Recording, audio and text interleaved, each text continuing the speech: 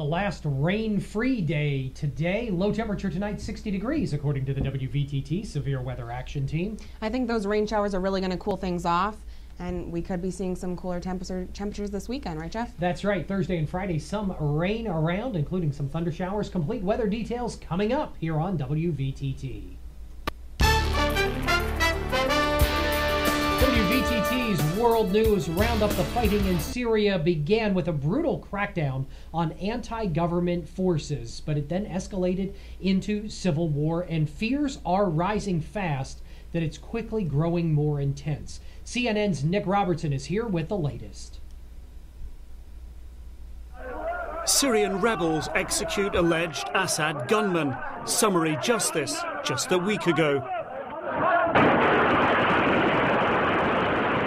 It is what so many feared. Syria disintegrates. Acts of revenge rise. Deaths multiply as the uprising turned armed conflict turns complicated. I fear that next year, you and I will not be talking about 20,000 Syrian casualties. We might be talking about 100,000 Syrian civilians killed. Fawaz Gerges, a London-based Middle East academic, has seen it all before, watching Syria's neighbours. A 15-year sectarian civil war in his native Lebanon throughout the 80s, and years of sectarian bloodletting last decade in Iraq. The foundation in Syria is there in terms of the complexity of the conflict, the multiple players that are intervening in Syria, that the fact Syria has become a war by proxy, the bloodshed, sectarianism, tribalism. When you look at the map, even this seems like an understatement.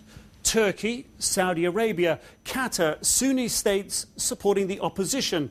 Shia Iran, its client Hezbollah in Lebanon and Iraq, supporting Bashar al-Assad.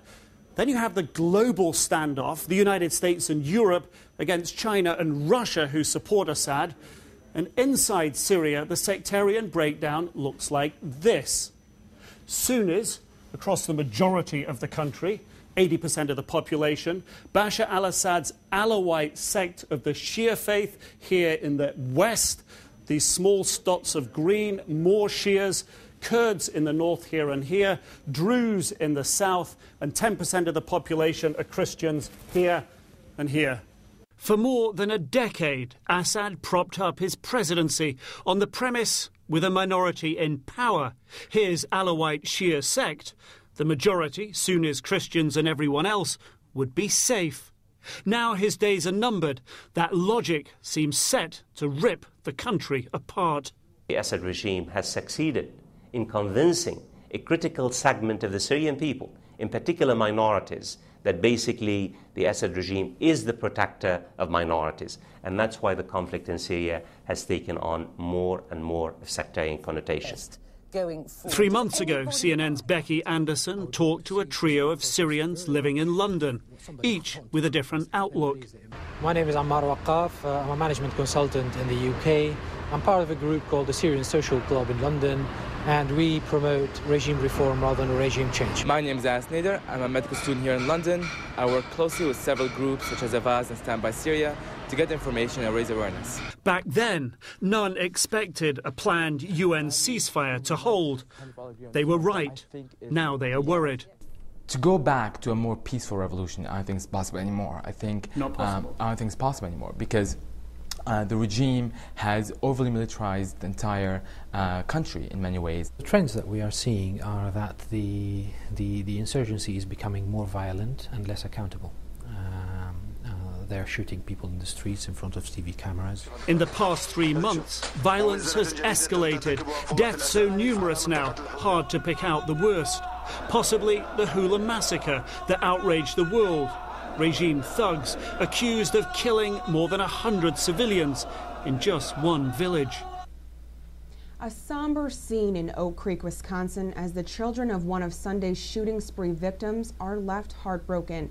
Their mother was among the 6 killed at this Wisconsin Sikh temple. Poppy Harlow has the story. It didn't take long for Kamal Sani to learn what happened to his mother. My aunt told her that there's a shooting going on outside. We need to get up and leave. Rather than just getting up and leaving, she wanted to just bow down and pray for the last time and then get up and leave. As she was just getting up, she was shot in the back. Murdered in her sacred place. She collapsed there, and she didn't have a chance. They said she was dead on the spot. Paramjit Kaur, 41 years old. I called her a few times and she didn't answer her phone. And I went to the scene and they had every road blocked off and they wouldn't let us through. You tried to go find your mom? Yeah, and I told the police officer that my mom's in there, you have to let me through. 20-year-old Kamal left his younger brother Harpreet at home, trying to protect him. As survivors emerged, Kamal searched among them. I went downstairs in the basement where the rescuers were and looked for my mom, and she wasn't one of them. Reality sinking in. I had an idea that she didn't make it, but just didn't want to believe it. Paramjit Kaur went to the Gurdwara every Thursday and Sunday, often arriving early to help prepare food. She was a good woman. She was a great mom. She lived for us. She worked for us. Anything she did, it was for us. What was she like when she walked into a room? What was she like? Always had a smile. She always had a smile. Paramjit saved every penny for the past 8 years to take her family to India last month to celebrate Harpreet's 18th birthday. It was their first time back since emigrating to the U.S. It was probably the greatest experience we've had together. Just going to the Golden Temple, she always wanted to go there. What were your mother's dreams for you?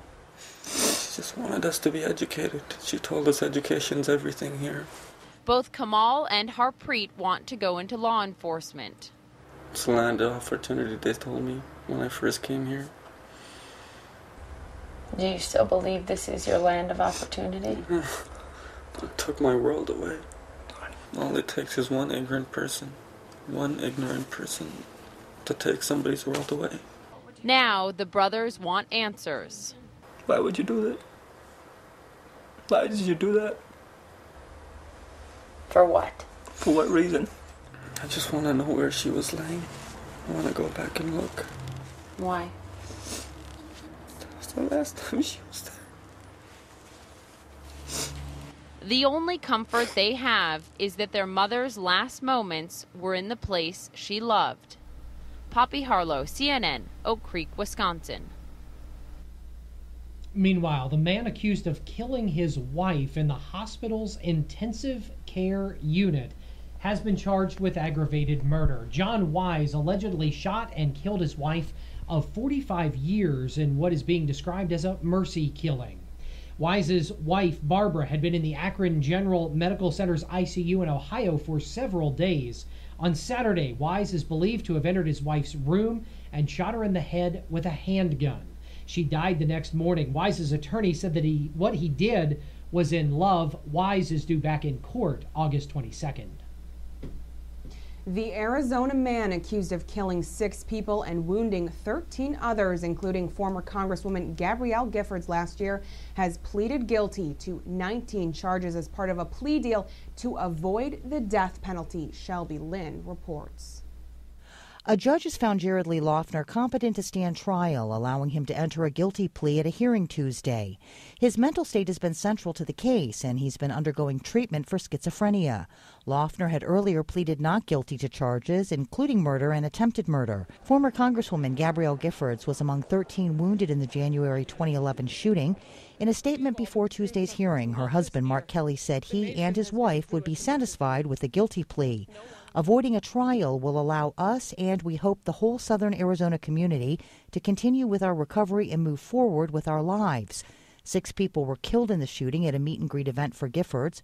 Mavi Stoddard, who lost her husband, said she'd be glad to hear a guilty plea. I think life in prison would be a lot worse, and also because I think he might have a chance if his mind is kept under sedation to the point that he's whole. He might learn about the Lord. In light of the recent mass shootings at a movie theater in Colorado and at a Sikh temple outside Milwaukee, Stoddard says she'll keep fighting for stronger gun laws. It's got to be done. If not, people are going to continue to do this. I'm Shelby Lynn reporting. And coming up on the 6 o'clock report, sports with Derek Smith is next. Also, a look at the WVTT Severe Weather Action Team forecast. Stick around. This is News Channel 25 WVTT.